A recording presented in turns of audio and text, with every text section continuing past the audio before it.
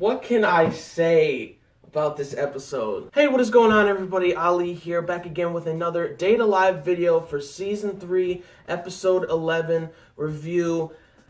Like, all types of feels at the end of this episode.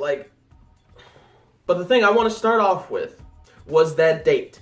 That was hilarious the entire time because her body is naturally doing this weird stuff while Origami's in that moe type like mindset. Like, that shit was like hilarious. She did all these weird things that she didn't even realize that she was like picking up and stuff. Her body was moving on her own during that date with Shido.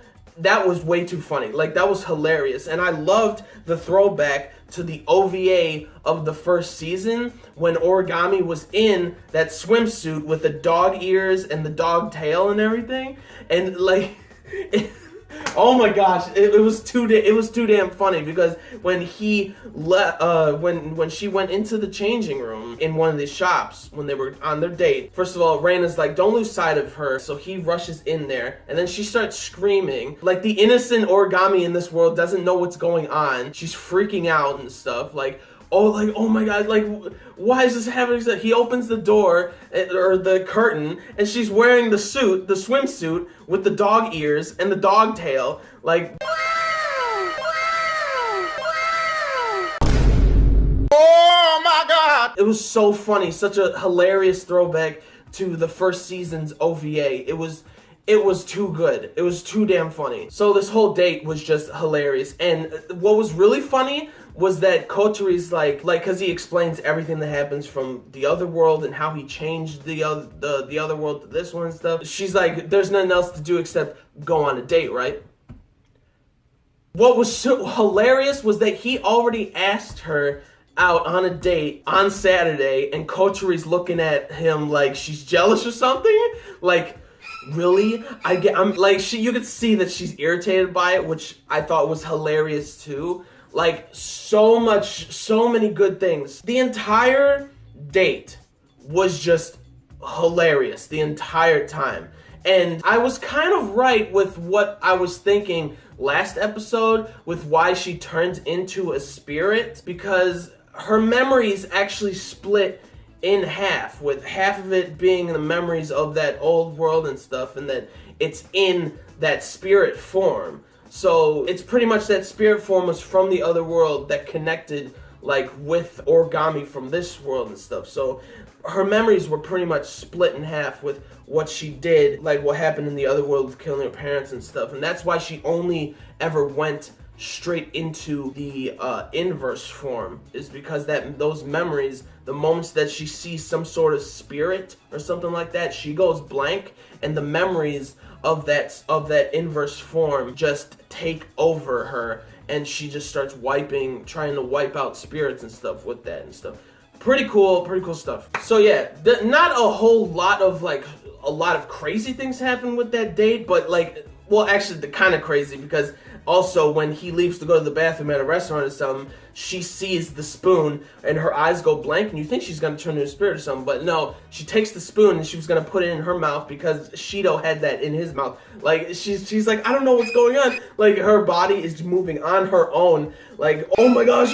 Again, everything about that date was hilarious. Now, moving on to the juicy parts of this episode. At the end of the date, Shido gets like a scratch from trying to save Origami from falling off the cliff, and then the fire starts healing him and stuff from Ifrit, right? So the moment that Origami sees that, she's like, spirit. So she blanks, and like this spiderweb looking thing comes out from behind her. Oh, hell no! Which I think looks really cool. Like, I didn't expect it to be like a spider like looking in the background, since she's called Devil. But yeah, she's starting to transform, and Toka and all of them, Kaga, Yuzuru, Miku, you got Natsumi, you got Yoshino, all thinking like, oh my, like, what is that feeling? Like, they get chills down their spine, like, and they see it where Shido is, and they head over there, saving Shido, and Shido's like, I have to get in there before it's a full inverse like form of her. So he goes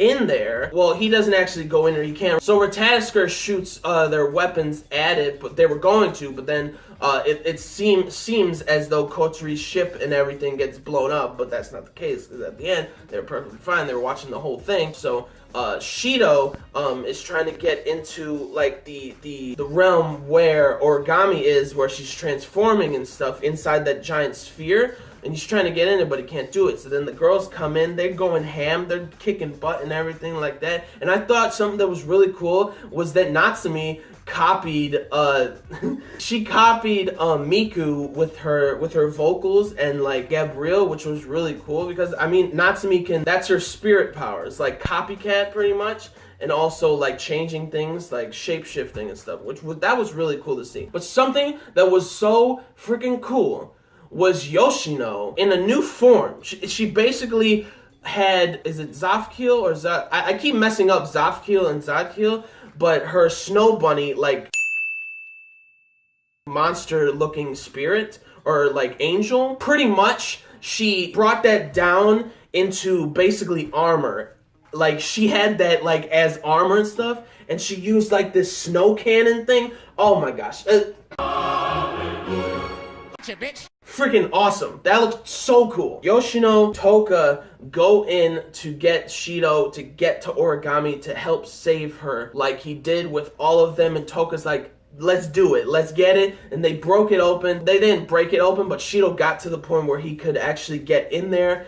And what I saw was like, it was emotional, because you see Origami from this world being like, oh, where am I unconscious again in this world? And then what was really cool, the way that they did the scene, was that you see Origami from the other world, like in her like inverse form, just laying, like sitting down. And like half of the screen was black with her sitting down, and the other one was like white with the Origami from this world standing up, being like, what happened with you? She realizes that wasn't Shido's brother, that was actually Shido who saved her parents. And then Origami was talking about how like she killed, or like Origami from the other world talking about how she killed her parents, and that she can't like let go of that she was the one responsible for that.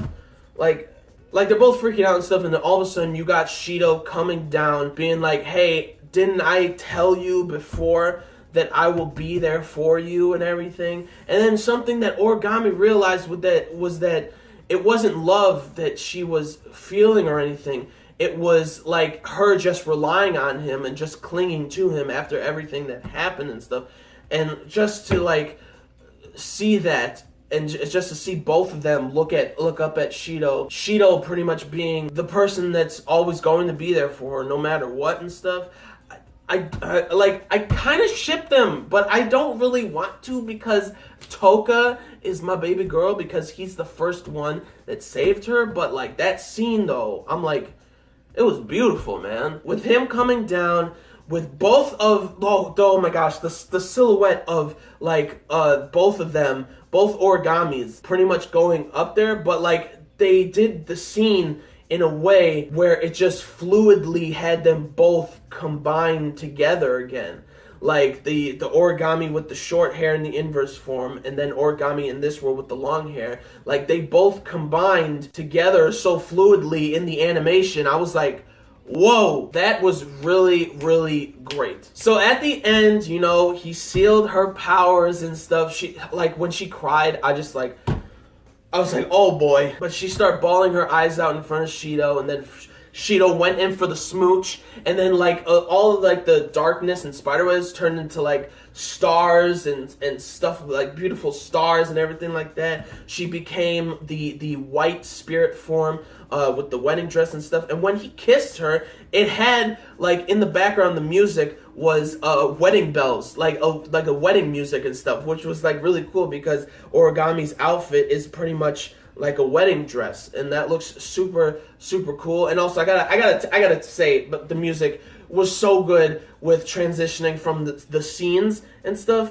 but then towards the fight, and how Toka and Yoshino, Miku, Yuzuru, Kaguya, like Natsumi and all them, like it was the fighting with the music doing so well with all the fights was fantastic. So then Origami's stark-ass nude, nothing else happened or anything, except he kissed her, boom, her spirit powers flowed back into him and everything. So then, like, the next morning, like, he's sitting at school and she's not there yet. But then she comes in and she has her short hair again, and she has her old personality back, not like the moe version. I really liked the differentiations, the differences between this world and the other world that the two Origamis together. I really did like them, honestly. But like the old version of Origami was just too damn perverse and hilarious. Like I wanted her to come back. Even though the moe one I really, really enjoyed, like, especially in this episode. But again, she's up to her weird ass shit again because, like, I think he started to cry or something because he saw her back again. And then she grabbed his head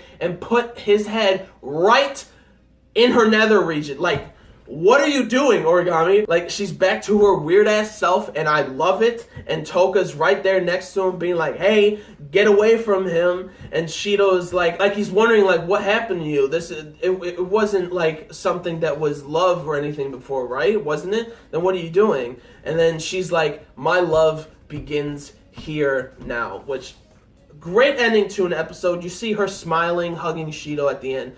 Great. Fantastic stuff. I think there's one episode left of the season, and I think it was great. So, but what did you guys think about this episode? Leave down in the comment section your thoughts about what I said, your thoughts about the video, your thoughts about my video. Leave a like on the video, like the video if you like my video, like the video if you like the episode, like the video if you like me. Come on, guys. And subscribe to the channel for more reviews, vlogs, unboxings, live reactions, discussion videos, and things like that. So, gentlemen, stay classy, ladies, stay sassy. Most importantly, everybody gotta stay a little nasty. Alright, so peace and love, and I'll see you all later with the next video. Peace out, may the force be with you always. And plus, ultra.